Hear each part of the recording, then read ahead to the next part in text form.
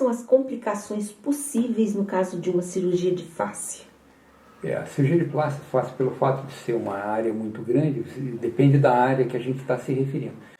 Mas, de forma geral, o que a gente poderia dizer que numa plástica facial acontece estatisticamente com mais frequência são sangramentos. O sangramento que a gente considera, o hematoma, é diferente da equimose. Equimose são roxinhos, quando você bate fica aquele roxinho na pele. Hematoma é uma bola de sangue, uma coleção de líquido debaixo da pele, que é o sangue, que tem que ser tratado. Então essa seria uma das complicações talvez mais frequentes que a gente possa esperar numa plástica de face. Com aqueles pontos que é a rede hemostática, nós reduzimos próximo a zero essas possibilidades. Então isso para a gente tem sido um grande ganho. Mas vamos supor que depois que você tirou a rede, a pessoa tem um episódio de vômito, ou leve um tombo, Sim. ou já vi pacientes que foram para casa, o cachorro pulou de saudades e acabou batendo no rosto da paciente, fez hematoma. Situações assim fora do comum, né? Mas essa seria a condição mais frequente. E o caso, por exemplo, da sensibilidade demorar demais a voltar, isso é possível também? Pode levar até um ano, em algumas pessoas até um ano e pouco, a sensibilidade.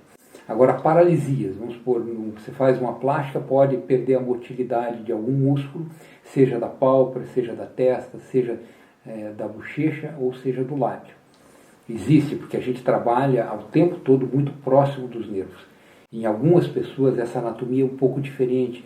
Existem possibilidade de hérnias na bochecha também que causam uma superficialização do nervo e às vezes você não consegue enxergar o nervo porque ele é muito fininho. É muito assim, próximo até de um fio de cabelo em alguns lugares, né? Então essas situações podem ocorrer. De forma geral são transitórias, são paralisias transitórias que ocorrem por 60, 90 dias, 30, 90 dias em média. A grande maioria dos casos recupera. A possibilidade de ser permanente existe, mas é bastante remota. De forma geral, o organismo consegue regenerar esses tecidos. Então, tem que ter um pouco de paciência, entender isso antecipadamente, né? A gente sempre explica para os pacientes, e é uma questão que a gente procura daí mitigar ou amenizar.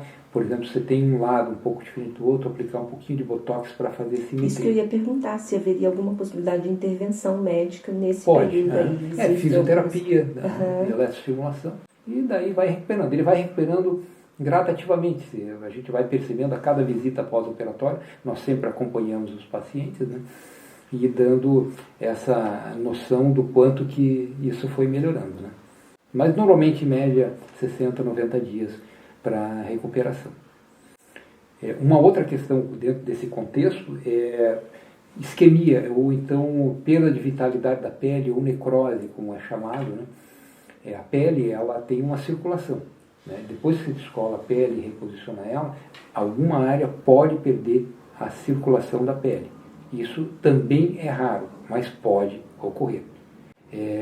São situações que você não tem como antecipar. O que a gente poderia antecipar são pessoas que fumam, muito tabagista, ou que já tenham tido cicatrizes múltiplas na face. Essas pessoas podem ter uma possibilidade um pouco maior de sofrimento desse tipo de alteração da circulação da pele. Pode formar uma ferida, essa ferida pode ser tratada, ou já no momento que você diagnostica, você pode muitas vezes submeter o paciente a alguns tratamentos médicos, né? Inclusive câmara hiperbárica, em algumas situações a gente pode até indicar, para fazer com que aquela cicatrização seja a melhor possível mesmo com aquele problema que ocorreu. Uma outra questão também que eu acho que é interessante são problemas de cicatrização da pele, né? Das cicatrizes. Vamos supor que teve uma área que você não gostou da cicatriz, aquela área pode ser retocada. Você espera um momento, um determinado momento. Assimetrias pode ter, uma paciente pode ficar com um lado um pouquinho diferente do outro, mesmo você tendo todo o cuidado. Entenda, o cirurgião é um ser humano, ele procura fazer o melhor naquele momento. Só que a gente está julgando o paciente deitado, anestesiado, e a gente não está vendo ele em pé. Depois da cirurgia podem ocorrer pequenas assimetrias, sabe? Aí tem que fazer um outro procedimento? Eventualmente, se a assimetria for pequena, a tendência é ele se resolver com o passar do tempo. Porque pode ter assimetrias transitórias. Muitas vezes o paciente, quando ele chega no consultório, já na primeira consulta pós-operatória, com 2, 3 dias, doutor, esse lado está diferente desse. É lógico, um lado está mais inchado que o outro.